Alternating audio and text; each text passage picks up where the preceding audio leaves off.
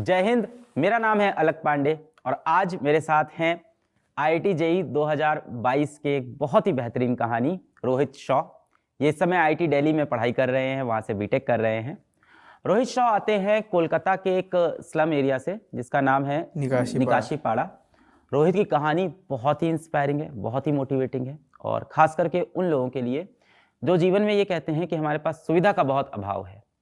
सुविधा के सारे अभाव को तोड़ते हुए, पार करते हुए, संघर्ष करते हुए रोहित ने आईआईटी का एग्जाम क्लियर किया। आज मेरे सामने बैठे हैं, आईआईटी दिल्ली से पढ़ाई कर रहे हैं, भारत के सबसे प्रीमियम इंस्टीट्यूट से।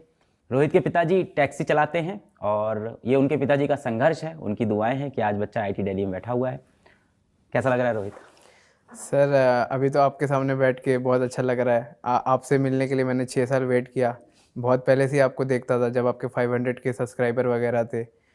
तो उस पॉइंट में तो ये था कि मतलब आप आईसीएसई या सीबीएसई बच्चों को पढ़ाते थे, तो आपकी लेक्चर देख के मैं अपनी ट्यूशन फ़ी बचा लेता था कि मतलब घर परिवार में वो ना हो कि पैसा देना पड़ गया ज़्यादा।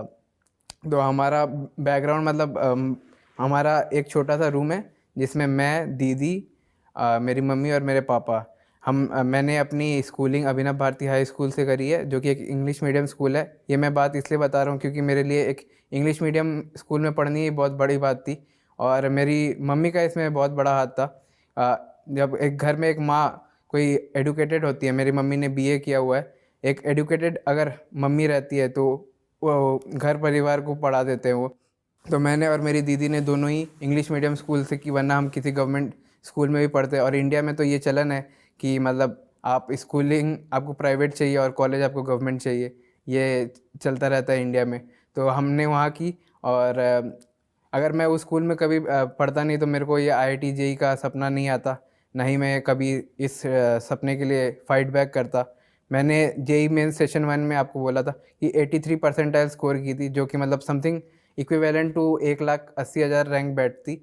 और इसका मतलब प्रमाण देने के लिए मैंने अपने यूट्यूब चैनल में भी सारा जो भी है सारा रिज़ल्ट पब्लिश कर रखा है, ताकि बच्चे को लगे ना कि मैं किसी हद तक झूठ बोल रहा हूँ। क्योंकि इंडिया में आपको लोग रिज़ल्ट देख के डिसाइड करते हैं कि कैसे है। फिर सेशन 2 में मैंने जनरल कैटेगरी का कट ऑफ क्लियर किया था और एडवांस में भी जनरल कैटेगरी का कट ऑफ क्लियर करके आज IIT Delhi mathematics and computing department का मैं 2022 का रैंक ओपनर था। तथा मैंने आईआईटी जेईई के इतिहास में history of IIT JEE advance मैं सबसे बेस्ट अपनी कैटेगरी से रैंक लेके ओपन किया था मैथमेटिक्स एंड कंप्यूटिंग। और मैं 4 महीने पहले प्री बोर्ड में 20% मार्क्स अचीव किए थे मैथ्स में। तो मैं जिस सब्जेक्ट में फ़ेल हुआ था 4 महीने पहले, उसी सब्जेक्ट में मैंने रैंक ओपन की थी। रैंक ओपन मतलब सबसे बेस्ट रैंक होती है आपकी उस डिपार्टमेंट से उस ईयर में। और उस ईयर की नहीं, हाँ, ब्रांच ओपनर, रैंक ओपनर बोलते हैं। ब्रांच ओपनर बोलते हैं। और हिस्ट्री में भी मतलब मैं सबसे कम रैंक पे खोली थी मैथ्स। मेरे कहानी के 2 मुख्य किरदार है, एक मेरी माताजी और एक मेरे पिताजी। मेरे पिताजी ने बचपन से संघर्ष किया है। वो क्लास 3 तक पढ़े हैं वो।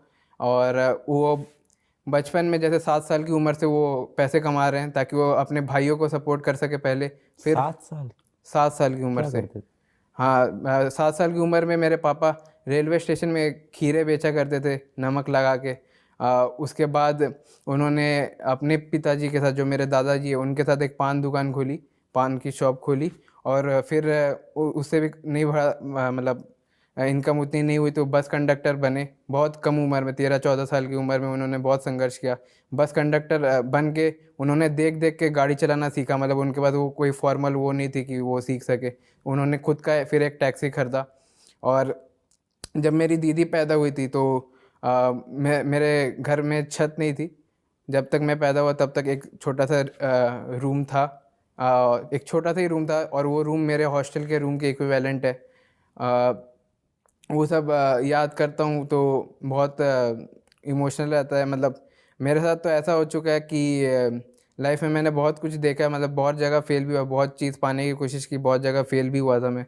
और जैसे बचपन में मम्मी डांट दिया करती थी कि रोना बंद कर, जैसे कोई चीज़ में मैं रोता था तो रोना बंद कर वरना और मारूंगी।